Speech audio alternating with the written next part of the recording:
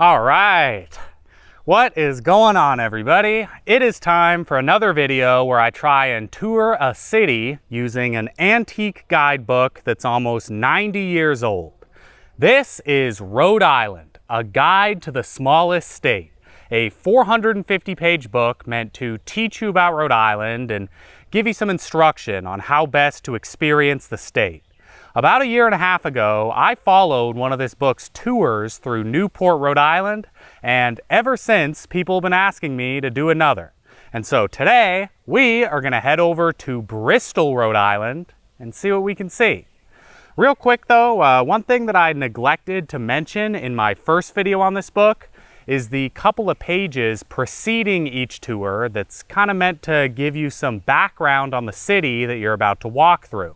So just to provide a nice little foundation for our stroll through Bristol, let's take a quick look at those pages. According to the book, Bristol is a quiet old town on the shore of the Narragansett Bay. At one point, the city was the fourth busiest seaport in the country, whereas now it is old-fashioned and restful. Very few American towns surpass Bristol in the artistic excellence of its many old houses, and the number of these structures is so large in proportion to the size of the town that they dominate its character. Sounds pretty enticing, right? We better get over there and check things out.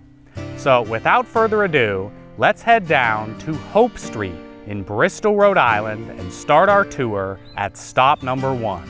The Bradford House.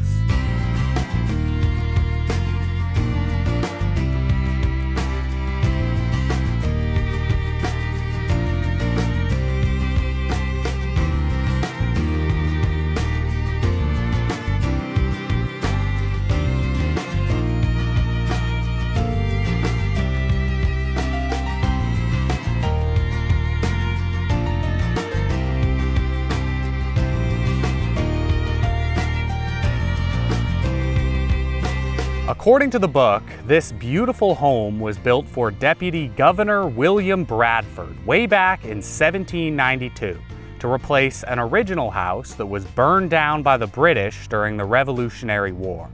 The book is very complimentary of the building, directing our attention to the one-story portico with its 6 Ionic columns, as well as the white parapet rail and the wooden quoins on the corner of the building. These quoins also mark our first discrepancy between 1937 and 2026. The book states that the white quoins contrast sharply with the rich brown siding on the Bradford House. But as you can see today, the whole house is now colored white. A small change, but already we're noticing some differences. And by the way, in case you were wondering, the Bradford House today is actually in use as a bed and breakfast. Unfortunately, it didn't seem like anyone was actually in the building on the day that I visited, so I couldn't get inside, but still, even from the outside only, it's certainly a pretty sight. And that was just about it for stop number 1. And so, following along with the book, I continued with my walk down Hope Street until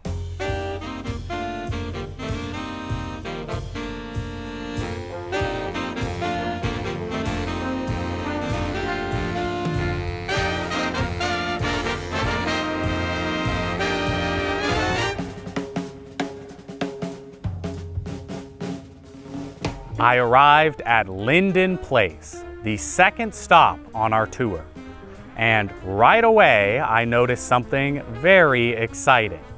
See, although the book notes that Lynden Place was a private residence back in 1937, in 2026, it is actually a public museum.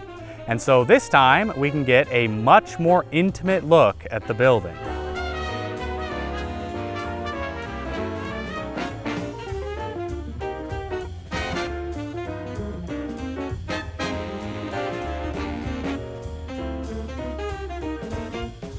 Now, real quick, before I start talking about the architectural features of Lynden Place, I did want to mention something kind of funny about this guidebook.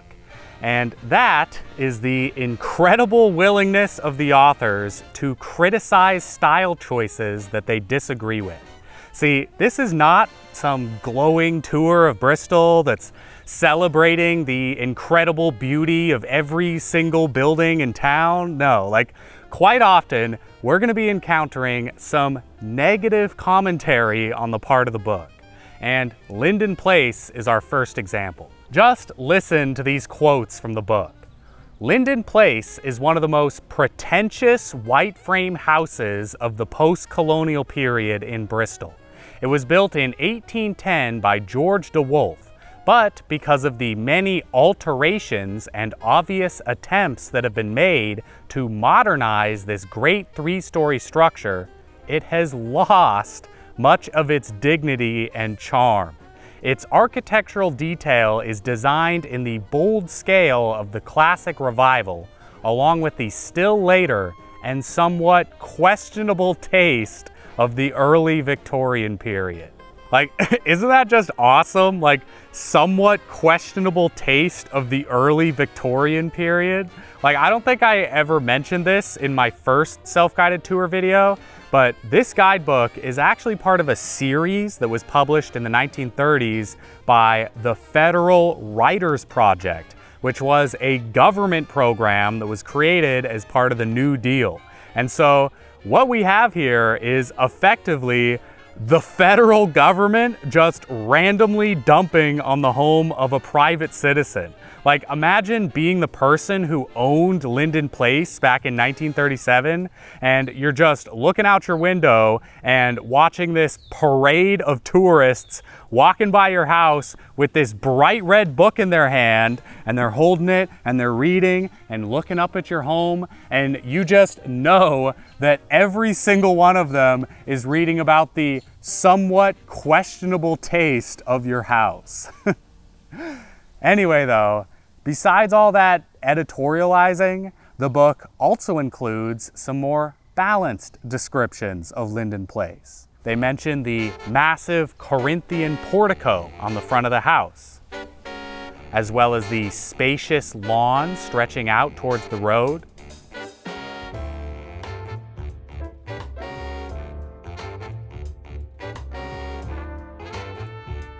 with its elm trees and bronze statues.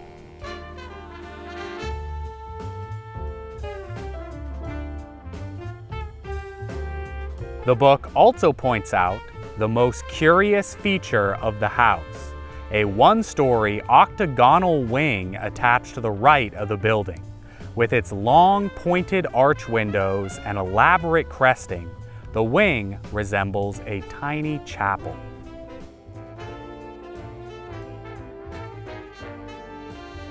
And finally, the guidebook directs our attention to the front gate with its graceful gatehead and lantern.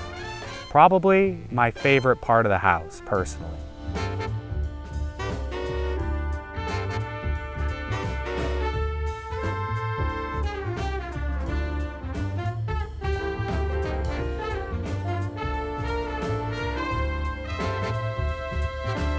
And of course, before I moved on with the tour, I had to actually go inside the museum. And so I walked in and I struck up a conversation with the very kind woman at the front desk, and I learned that the museum is meant to emulate how the house might have looked during the 19th century as it passed down through different members of the de Wolfe family. So please enjoy this little montage of the interior of Lynden Place.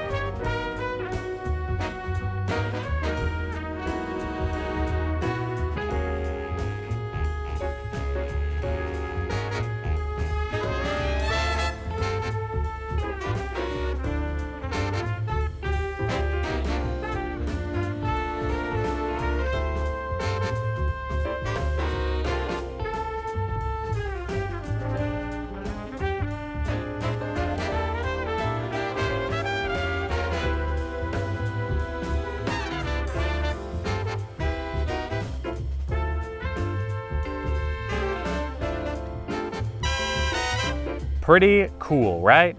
The woman at the front desk also told me about a whole bunch of really cool details of the house that you would probably miss without someone pointing them out. Like, check this out. See this really beautiful chandelier in the center of the dining room here? Well, apparently a previous owner of the house wanted to cook his morning toast at the dinner table, and so he actually had a secret plug installed at the base of the chandelier. So that way he could sit at the table and cook up some breakfast. And check this out, here's something cool for all you cinema fans. You ever seen the original Great Gatsby movie with Robert Redford from 1974? Well, apparently several scenes from that movie were actually shot at Lynden Place. And what's more, during the filming of the movie, Robert Redford would sometimes go into the mansion's game room and shoot some pool to kill time. And nowadays, that game room has become the museum's gift shop, and if you look real close beneath all the stuffed animals and keychains and postcards, then you can still see that very same pool table that Robert Redford once played on. How cool is that? My favorite detail though is actually in that little octagonal wing that we talked about earlier. See, at one point, a couple of lawyers used this wing as their office, and over in the corner of the room, you can still see the metal lock boxes that the lawyers used to use to store their clients' files. And if you look real close, then you might notice that one of the names on the boxes is General A.E. Burnside. And if you don't know who that is, Ambrose E. Burnside was a Union general during the American Civil War, and he was also the man who popularized the sideburn. Awesome. As cool as all that is though, I also learned from the woman at the desk that many members of the DeWolf family made their fortunes through the slave trade. So just consider that a little reminder not to lose yourself too much in the beauty of the past, because even charming anecdotes and gorgeous mansions can have ugly foundations if you look hard enough. Anyway though, at that point I felt like I dawdled enough at Lynden Place, so I bought a postcard from the gift shop that I could use as a bookmark because I'd been using a postcard of Lake Chargogagog Manchagagog Chabanagungumog in Massachusetts, and a Bristol postcard just felt much more thematically appropriate. And with that, I turned from Lynden Place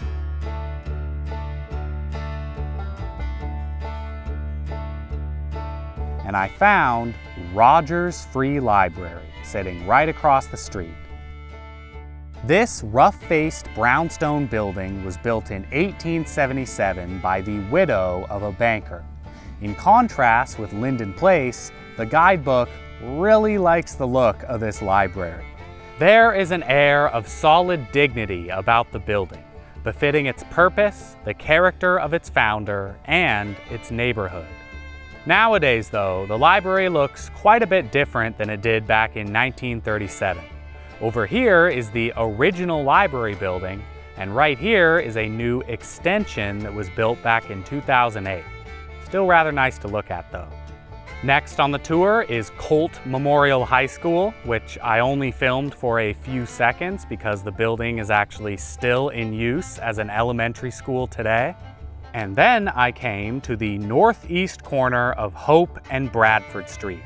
Nowadays, another school sits here, but back in 1878, this was the site of Trinity Church. And Trinity Church had a bit of a quirk. See, back in the 19th century, it was very common for churches to sell or rent out their pews. Families would literally purchase a row of seats, and that would become their official spot to sit during service.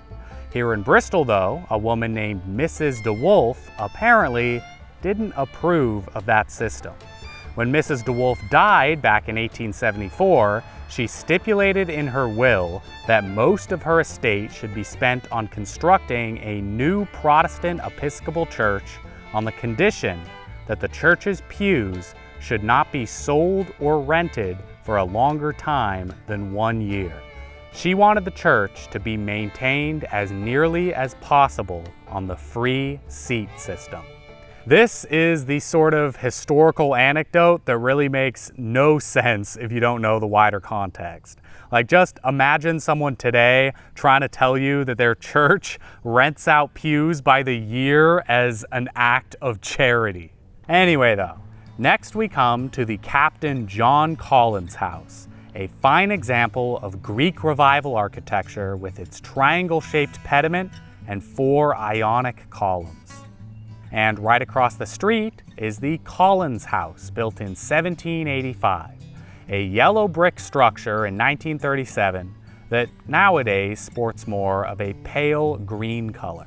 Next up, I noticed that my hands were once again turning red from carrying the guidebook around, and then I continued down Hope Street before arriving at the Parker Borden house. And here we find another home that our guidebook does not completely approve of. Although the book seems complimentary of the house's double-sided brownstone steps and the ornamental entrance portal, the second-story window above the front door is another case. The book states that this window is in the form of a small Palladian motif, which seems rather out of scale with the general proportion of the exterior. So once again, the federal government is taking shots at random people's houses. The book also notes that the sturdy wood exterior of the house has never been painted, which is still half true in 2026. As you can see, the front of the house is now colored blue, but the side retains its original wooden look. Moving on with the tour, we come next to the corner of Hope and Washington Streets. The book says that we should see Gutierrez Junior High School here, but I couldn't find it until I looked about 500 feet back from the road through these trees.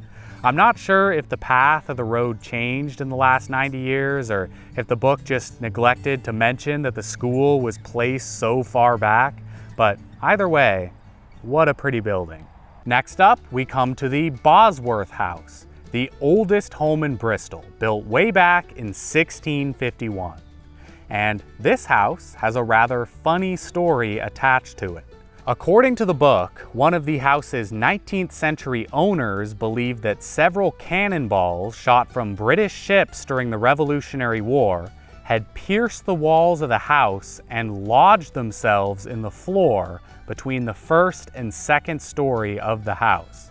Supposedly, visitors who heard this story would just kind of roll their eyes and smile and humor the crazy old man who thought his house had secret cannonballs in the wall. But then, when the house was remodeled in 1863, wouldn't you know it, they actually did find a bunch of cannonballs stuck in the walls. The book doesn't mention whether that owner was still alive in 1863, but I sure hope he was around to witness his vindication. Continuing with the tour, we come next to the Reynolds House, an old colonial home that once served as the headquarters of the French General Lafayette during a short period of the American Revolution. And then we walk back towards the center of Bristol, arriving at Bristol Common, 8 acres of land set aside in 1781 for the public use. To this day, still a beautiful public park. Moving on, we come next to St. Mary's Church, a gorgeous example of Gothic design. The book says that the imported stained glass windows are hand-painted, but unfortunately, I couldn't get much of a view from the exterior of the church. The State Armory is up next, a rather unassuming little building set back quite a bit from the road. And then we arrive at the Russell Warren House, far and away the most heavily criticized home on the tour.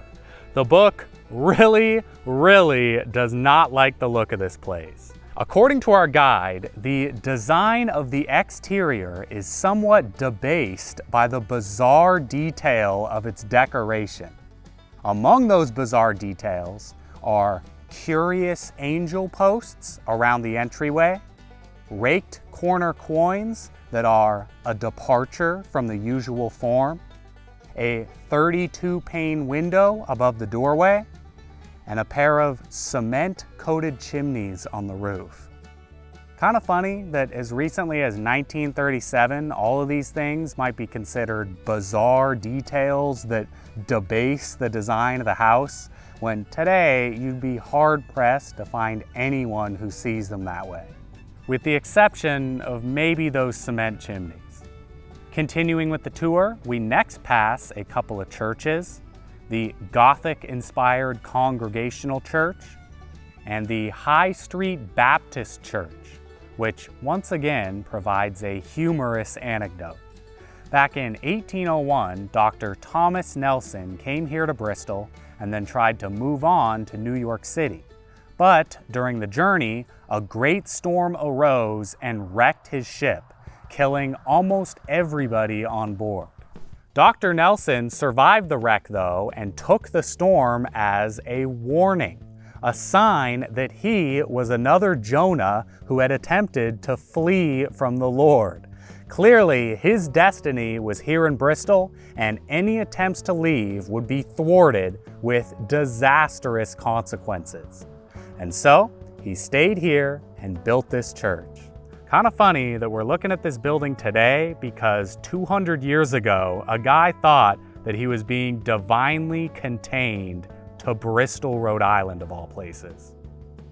Moving on, we pass the cream-colored Bristol County Courthouse before coming to the Burnside Memorial Building. Yeah, remember earlier when I was telling you about General Burnside's lockbox back in Lynden Place? Well, here is a building that was named to honor the general.